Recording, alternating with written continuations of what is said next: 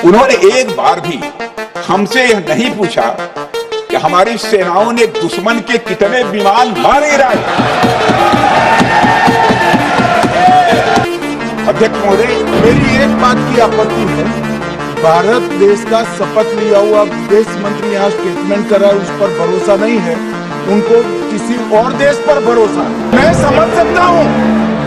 समझ सकता हूँ उनकी पार्टी में विदेश का महत्व क्या है, मगर इसका मतलब ये तो नहीं है पार्टी की सारी चीजें यहाँ सदन में आकर थोपे।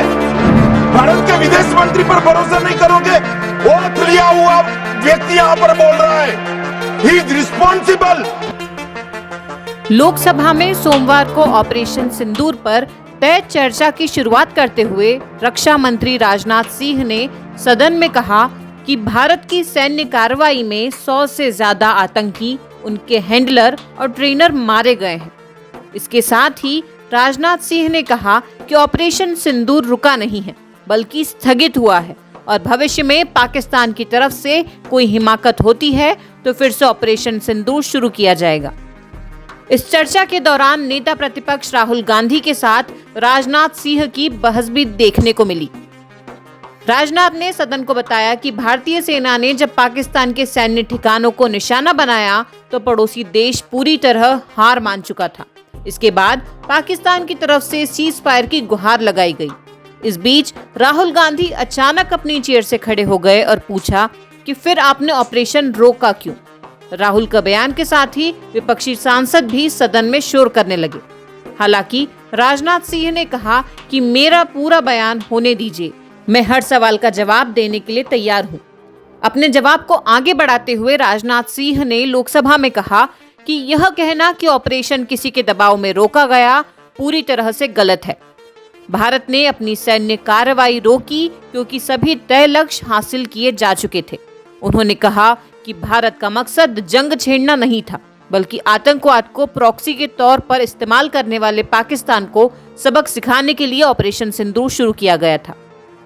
लोकसभा में रक्षा मंत्री राजनाथ सिंह ने कहा कि भारतीय वायुसेना के जबरदस्त हमलों, बॉर्डर पर थल सेना की मजबूत कार्रवाई और इंडियन नेवी की तरफ से हमले के डर ने पाकिस्तान को झुकने पर मजबूर कर दिया। उन्होंने कहा कि पाकिस्तान की हार सिर्फ सैन्य विफलता नहीं, बल्कि यह उनके सैन्य बल और मनोबल दोनों की हार है।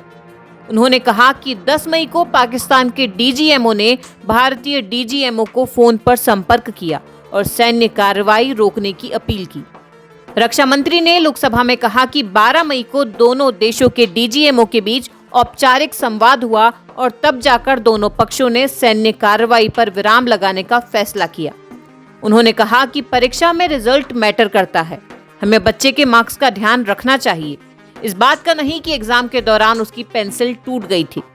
रिजल्ट यह है कि ऑपरेशन सिंदूर के दौरान हमारी सेनाओं ने जो लक्ष्य निर्धारित किया था उसे पूर्ण रूप से प्राप्त करने में कामयाबी हासिल की। राजनाथ सिंह ने सदन को बताया कि ऑपरेशन सिंदूर शुरू करने का मकसद उन टेरर नर्सरीज को खत्म करना था जिन्हें पाकिस्तान में वर्षों से पाला पोसा गया था। हमारी सेनाओं ने सिर्फ उनको टारगेट किया जो इन आतंकवादियों का समर्थन कर भारत पर हमले करने में लगातार शामिल थे। उन्होंने कहा कि इस ऑपरेशन का मकसद युद्ध छेड़ना नहीं था। राजनाथ सिंह ने कहा कि विपक्ष के लोग यह पूछते रहे कि हमारे कितने विमान गिरे। ये सवाल जन भावनाओं का सही से प्रतिनिधित्व नहीं करता। उन्होंने हमसे कभी यह नहीं पूछा कि हमारी सेनाओं ने दुश्मन के कितने विमान मार गिराए। उनको सवाल ही पूछना है तो ये पूछें कि क्या ऑपरेशन सिंदूर सफल रहा? उत्तर है हाँ।